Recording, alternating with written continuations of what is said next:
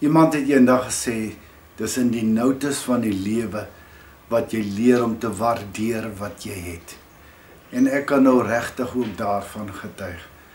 So baie keer aanvaar 'n mens soveel dinge as vanselfsprekend. Dit moet maar wees en dit sal maar wees.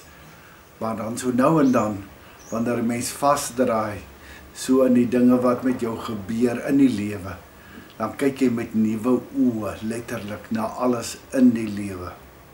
Nou soos wat jy kan sien, so ver, so goed. Die prosedure is agter die rug en soos wat ek in die vorige boodskap vir jou gesê het, na so 3,5 ure se gewoel en werk af hier in die binnekant, leef 'n mens nou nog maar steeds met so 'n stuk ongemak hier binnekant saam, want die lyf is nog nie vol sterkte nie. En dis een van die dinge wat die dokter vir my gesê het. Hy het vir my gesê, weet jy, die grootste probleem met pasiënte is dat hulle te veel te vinnig wil doen, veral na hierdie prosedure.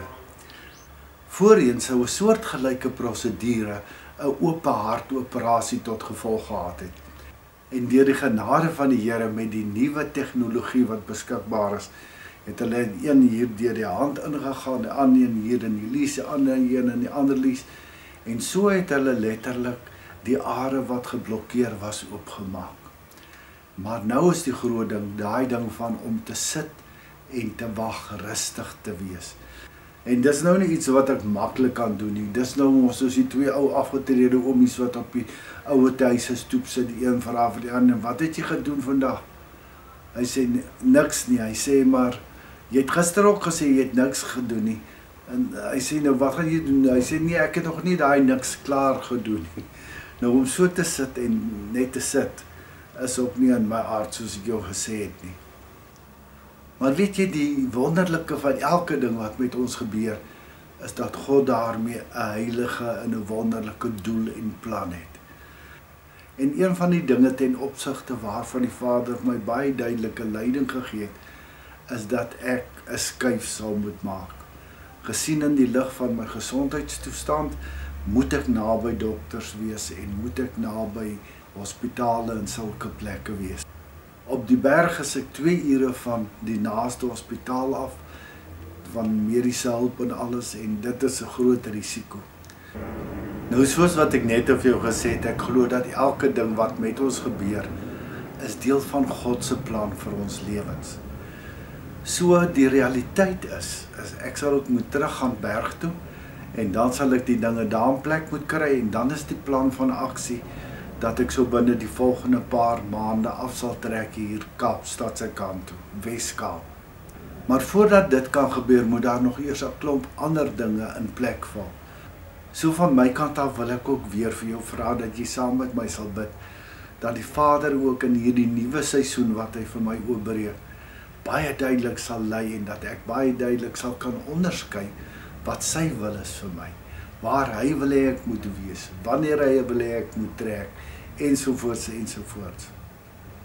Die goeie nuus is, ek word al hoe sterker en deur die genade van die Here kan ek regtig sê, ek is so bevoorreg om na so 'n prosedure hier te kan wees, om in die kop helder en skerp nog steeds te kan wees, om nie pyn te kan hê nie, so uitermate begenadig en geseënd. Maar nou is dit 'n geval van ek moet dit nou maar rustig vat, sodat die liggaam ook sy kans kan kry om heeltemal te kan herstel en weer nuwe krag op te kan bou.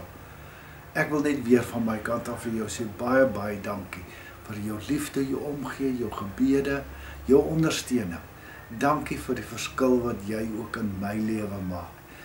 Soos wat ek ook vir jou gesê het, die dagstukkie sal ek nou weer vandag oor 'n week, volgende maandag sal ek begin om dit weer uit te stuur.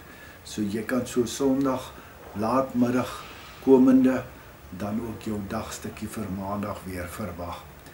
Pragtige dag vir elkeen van julle, nogmaals dankie vir julle liefde en omgee. Ek waardeer dit ontsettend baie. Liefde groete, ciao, bye bye. Die mooi Afrikaanse gesegde is mos, die een hand was die ander. Elke deel van die liggaam van Jesus Christus het 'n spesifieke taak.